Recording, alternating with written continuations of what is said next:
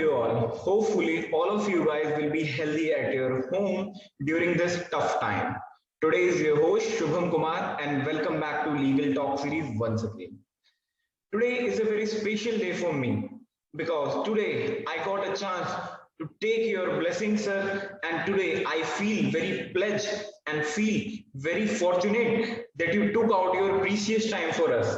Today's respected Sri Anil Trigunayat is present among us today, and he's an ex IFS officer. And I am warm welcoming you, sir, that you take out your valuable time for us. Thank you so much, sir, for joining us today. Thank you, Shubham. It's a pleasure always to talk to our young friends. Thank you, sir. Sir, my first question is for you that I would like to know about your background, basically, where are you came from and where are you born up and brought up? Well, I was born in a place called Bareilly. Yes, sir. Which is known for two or three things. One is, of course, there is a place for the lunatics. And the other one is that it also is the one place where we had the vaccines. Started in Izzat Nagar in the early days. You may not know about this, but nowadays we are hearing a lot about Pune, but Bareilly used to be one of those places. And then actually I basically hail from Uttarakhand now, currently the state. It's a place in Tarai, coming from the agricultural background. And then I studied in Nainital, did all my schooling there, college there. And then I studied in Jawaharlal Nehru University, studied Russian history, culture and civilization. And then I joined briefly the Indian Customs Service, and then I was in Air India, and then finally I moved into the Indian Foreign Service. And since then I worked for about nearly 35 years in the Foreign Service, and in 2016 I retired from there as ambassador to Jordan. So sir, please tell, why do you think that you should become an IS officer?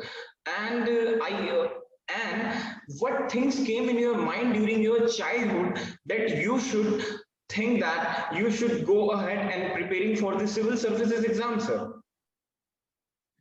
Well, the thing is that I had two options. Yes, sir. One was to go into farming, and because there was nobody in my family who was in the civil services or the government services, I very vividly recall my grandfather denying my father the right to go into police at the time during the British times. He said, none of my children will go and serve anybody. So it was at that time, but then eventually, when it came for our time, then we realized that civil services are probably the best venue where you can get your professional satisfaction and the personal growth and an opportunity to really do several things and understand and learn with things. My option for foreign service was driven from my nature to travel. I love to travel. I like to meet people. I like to learn languages and make friends. And I generally took a lot of interest in the international politics, even though I was a student through a science student, physics, chemistry, maths, and did also my master's in physics. But then when I came to the JNU and I did this and that, then we started trying. In fact, for the service, I said, let's give it a shot. It was not something definitive. If you make it, you are fortunate. But if you don't make it, there are other options as well for you to do more or less similar things. But here you have a possibility of changing the dynamic that is around you. Like suppose you are in the IAS and you are posted as district magistrate or DM or collector. You can do a lot for people in that area. If you are a block development officer, you can do in the block on the rural areas. So that's where India's growth story or the problem story lies. So you can do a lot. In the area of diplomacy, having great relations with different countries is your basic job. and how to promote India's national interest abroad. So these are the things that actually interest you, interested me. And that's why, and I'm very fortunate that I got what I wanted. So your journey is definitely amazing, and your journey is definitely inspiring to all the students who want to do something in life, sir. My third question is for you that you are giving an incredible contribution to the Indian Foreign Service. Can you please share your experience towards what was your work and how you works towards the Indian Foreign Service? Basically, can you please describe your work? Yeah. Okay. Well, one thing is I want to just give you a little background what exactly the Foreign Service is all about. Yes, sir. Once you qualify, you undergo your training, then you are attached in the Ministry of External Affairs, right, which is in Delhi, Jawahar Bhavan or the South Block. And then after some time, you are sent abroad to learn the language. Then one language is allotted to you. So you are expected to know this language very good because languages are very essential for the success of your career as well. So more the merrier, but you should be good in at least one language, additional foreign language. That's what you do. Then you continue to work in the same embassy. Now in the embassy, if you know that it is not exactly the place where you just simply get the visa. And Yes, most sir. of the people think that embassy is meant for visa or passports abroad and visa here. But the fact remains is an embassy is like a small ministry, mini ministry. You have all kinds of departments there. For example, the boss is the ambassador or the high commissioner. Now, difference between ambassador and high commissioner is that the high commissions are mainly in the Commonwealth countries. Yes, So sir. the ambassadors in Commonwealth countries are called as high commissioners, right? And so they are the same thing. Now, Yes. so one is ambassador. Under the ambassador, there is number 2 man who's called deputy ambassador or deputy chief of mission. Under him, there are counselors, there are first secretaries, second secretaries, third secretaries. Then there are various departments. Now there is a political department which deals with the developing political relations, exchanges, visits between the two countries. Then there is a commercial and economic wing which deals with the trade relations with that country, promoting investments and now technology also. And then you have defense and military wings in bigger embassies or where it is more important, where defense officers are posted in the embassy as diplomats. And then you have consular visa wing where you are providing passports and services, passports to the Indians and visas to the foreigners to travel to India. And then you have education wing where you promote educational exchanges between both sides. You promote India as a good destination and help the Indian students there. Now, one more job which is of the consular wing is to look after the interests of the Indian community and diaspora. For example, in the Gulf area, we have more than 9 million Indians. Overall, there are approximately 30 million Indians in different countries, which are the people who have taken those countries' passports, and they are called as persons of Indian origin, PIO. And then the people who are living abroad more than 182 days, they are called NRIs or non-resident immigrants, right? So they are also your responsibility abroad. Then there are cultural wing. Now the job of the cultural wing, which we also have in cultural centers, which are affiliated to the embassy in those countries. And their job is to promote India's cultural landscape, to inform people about what India, yoga, for example, dances, Indian classical dances, music. So all these things. Then you do festivals, film festivals and other things to promote goodwill about the country. And then a lot of students they are coming. Then you are dealing with training programs for foreign countries. You know, about 160 countries we provide scholarships under a program called Indian Technical and Economic Cooperation Program. And so they come and being trained in India in different 200 programs, across 200 programs. So it's one of the largest in the world assistance that a country like India is providing. So this is what basically you continue to do. Your basic job is to serve your country's national interest, to promote better relations with the country you are posted in, and try to enrich that more. And then when you come back to Delhi, you work in the Ministry of External Affairs in equivalent posts. And there you form mainly the policies.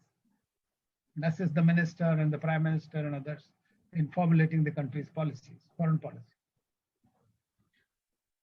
So thank you for the sharing your valuable journey. Hoping all the students who want to who want to know that what diplomats basically works. And sir, I have one question also, sir. Sir, basically, if you have more tenure, so how could your society more happier, or how can you save our nation being as a IFS officer? So how Well, do you give you some see, comments on this? Yes, sir. yeah, the job of every government servant or every Indian, Yes, sir. right, is to serve the nation while serving himself. Of course, you have to look after yourself, your family. Then that's part of the nation, right? As diplomats, what you do is your job is to minimize the conflict, the Yes, sir. prevention of war, basically, let us say, and promotion of goodwill, better relations with the country. Suppose we have good relations with, let's say, a very rich country. We want to have technology from the country. So once your relationships are good, you can get the technology into the country. That technology can help the people, right? The progress, their production processes can change, people's behavior can change, people's use of technology in day-to-day. I mean, we never have the mobile phones. Today, everything is done through the mobile phones now, right? In 20 years, everything is changed. So technology has come from somewhere. They don't go to every country. You know, today there is a big fight going on between US and China on the 5G, right? Yes, How sir. how we going to future communicate in future. So those are the kind of things. Now we are talking of green technologies. So when you bring in about green technologies, the whole idea is that we can preserve the climate a little more, right? Whether we have the solar power plants or whether we have renewable, non-renewable energies. So we have to look at those kind of things. They are very essential for the human this thing. Then in agriculture sector, for example, again, the technology, the equipment, the high quality seeds, the better. So those are the things that you can get it from abroad if you don't have it in your country. Then you are looking, securing markets for your country abroad, right? So if we are Right, producing a sir. lot of textiles, garments, or gems, jewelry, IT services, they need to go to some place, right? So the job of the diplomats is also to identify and secure the markets for your own businessmen so that you can get that kind of a marketplace for your country. And so that's what the wealth of the country, the development.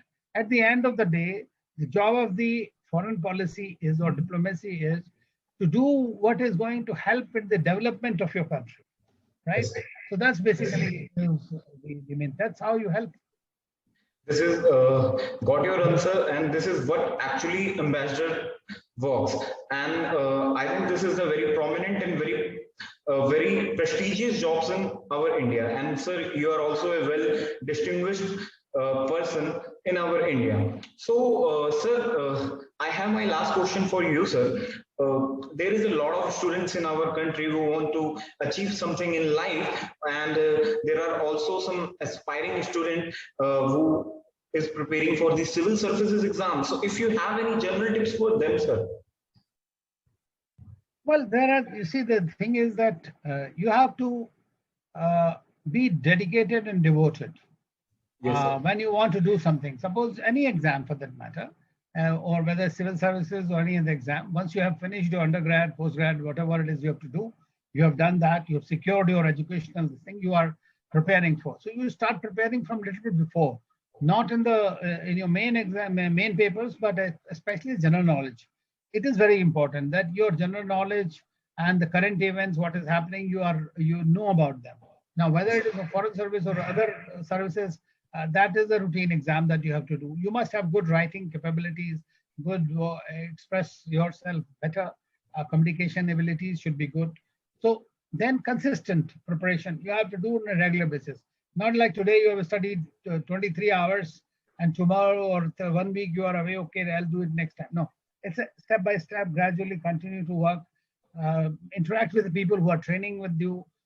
If you want to go to some institutes, you can go there and try to get the material and be very focused.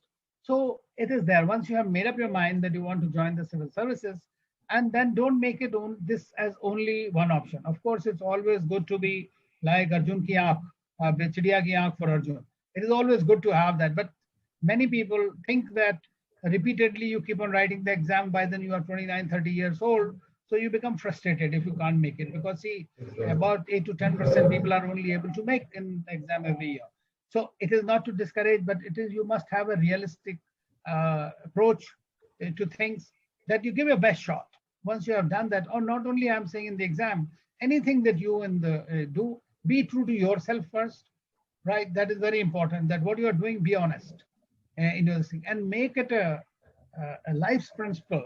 That whatever you are going to do will be an honest effort, right? Without undermining the sense of it. So it is extremely important for people to remain committed to the cause that they stand for. So I would say that it is very important for you to remain grounded, number one. Secondly, I would tell, if you qualify in the service, please do not forget the word which means civil services. Now, be civil to the people for whom you are going to work. And do not forget the aspect of service. The word service means service, literally.